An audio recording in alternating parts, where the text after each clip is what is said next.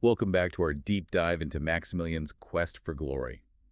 We're picking up with session 5, and there's just so much to unpack. We've got a sage who can see evil, and a quest for magical artifacts, and oh yeah, a hallucinogenic mushroom trip. This session is really where we start to see the unreliable narration theme come to the forefront. I mean, what Maximilian thinks is happening and what the footnotes tell us are sometimes wildly different. It's true. The footnotes always keep things interesting. Like right off the bat, the party runs into Grimace, this sage who can literally see the corruption coming from the evil god Malthorus. And it's not just like big epic evil. Grimace says he sees corruption everywhere. Bankers, lawyers, you name it. So is he saying everyone's a little bit evil?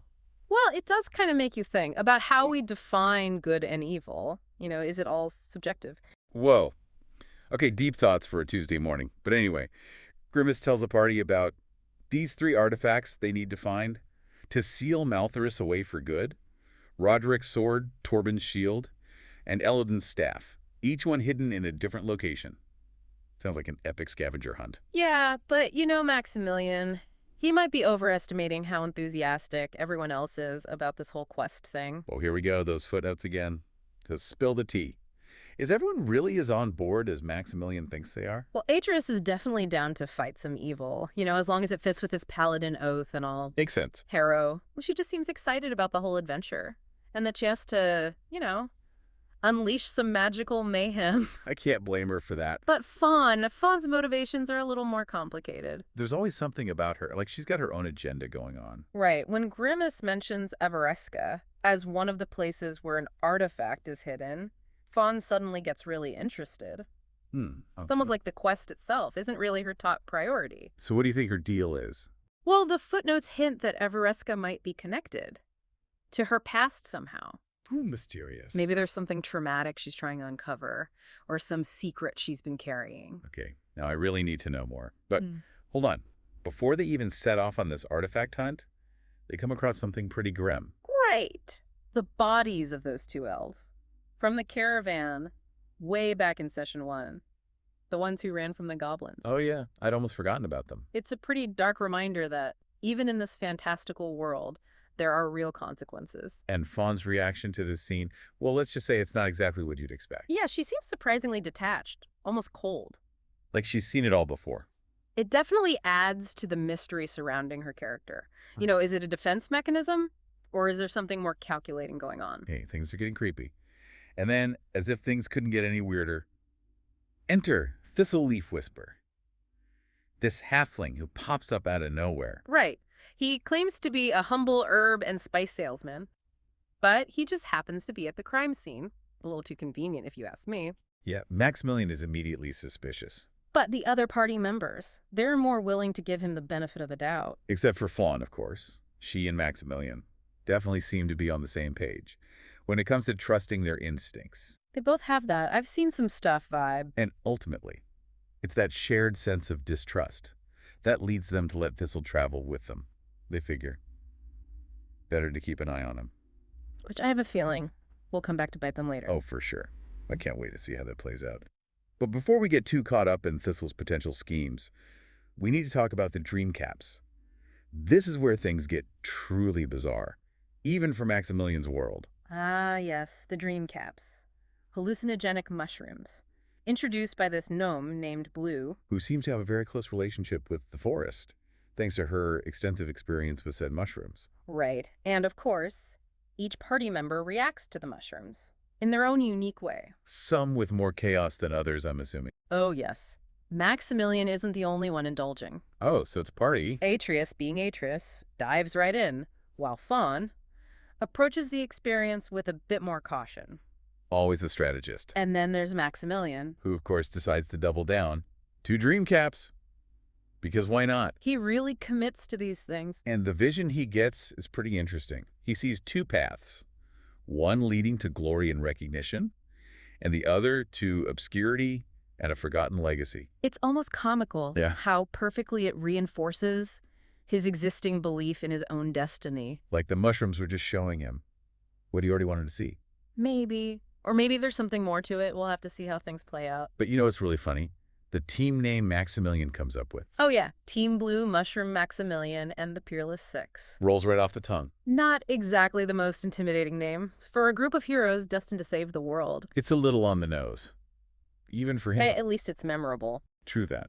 But before we get too deep into the psychology of Maximilian's team naming process, we should probably touch on that giant spider ambush. Oh yeah, what would a good dungeon crawl be without some creepy crawlies? Right.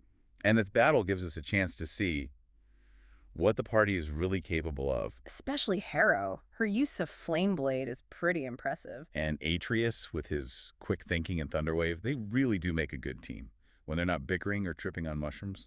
They even managed to snag a dagger of venom from the spider webs. Not bad for a quick skirmish. But I have a feeling those spiders are just a taste of the dangers to come. Oh, definitely. This is just the beginning of their quest to save the world. And with Maximilian's ego leading the charge, who knows what'll happen next? I, for one, am excited to find out. Me too, me too. You know, it's funny how Maximilian keeps talking about his loyal squire Atreus, but the footnotes make it pretty clear that Atreus is only there to fulfill his paladin oath. Not necessarily because he's like Yeah. totally devoted to Maximilian's cause. Right. It makes you wonder if Maximilian is even aware of what motivates the people around him. Maybe he just chooses to ignore it.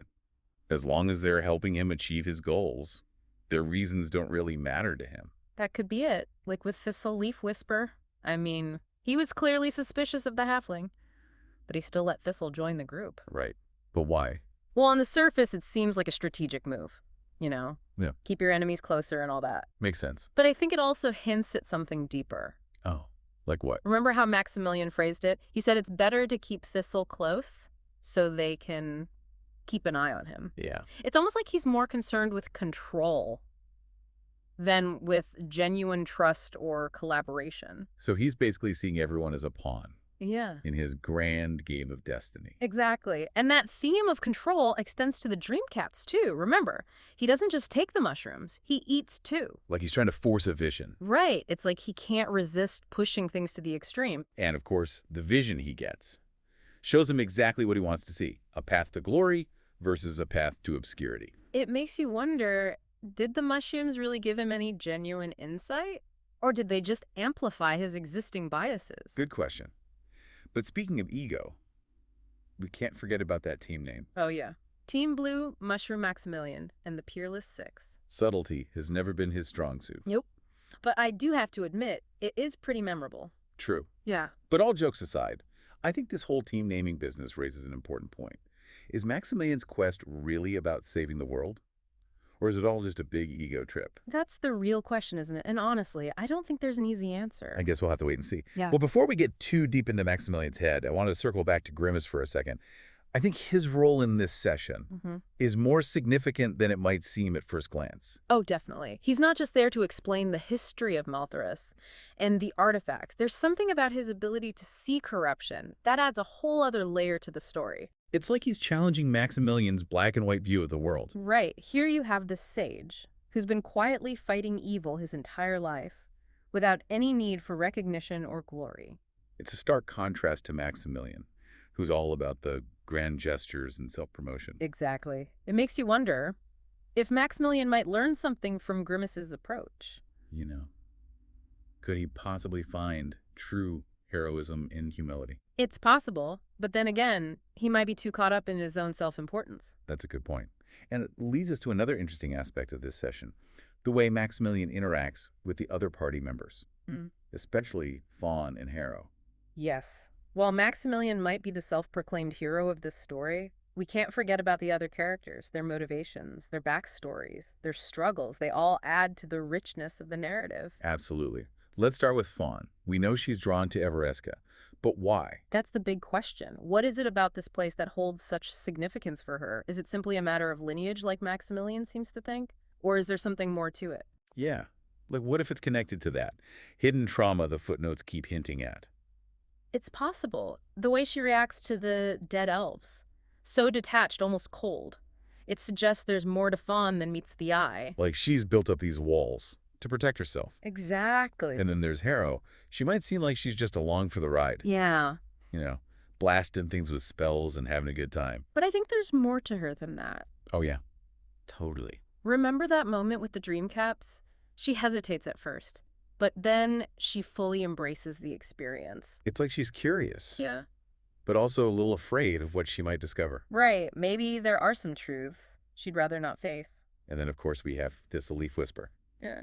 the humble herb salesman, who just happens to be at a crime scene. Talk about convenient. Right. We know he's holding back information, and he's definitely got his own agenda. It makes you wonder what role he'll play in all of it. Yeah, is he an ally or an enemy? Or maybe a little bit of both. I guess we'll have to wait and see. But it's interesting how, even in a story that's supposed to be about this chosen hero, it's the supporting characters who are often the most intriguing. Absolutely. They challenge our assumptions and make the narrative so much richer. They're the ones who make it feel real. Exactly. So as we wrap up this deep dive into Session 5, what are some key takeaways? What should we keep in mind as we move forward in Maximilian's saga? Well, first of all, we can't just take Maximilian's account at face value. We need to read between the lines, pay attention to those footnotes, and consider the perspectives of all the characters. Like piecing together a puzzle. Right, there are all these hidden connections and subtle hints that help us see the bigger picture. And as we continue this journey, I think it's worth asking ourselves, what if Maximilian's quest for glory isn't just about defeating Maltharis?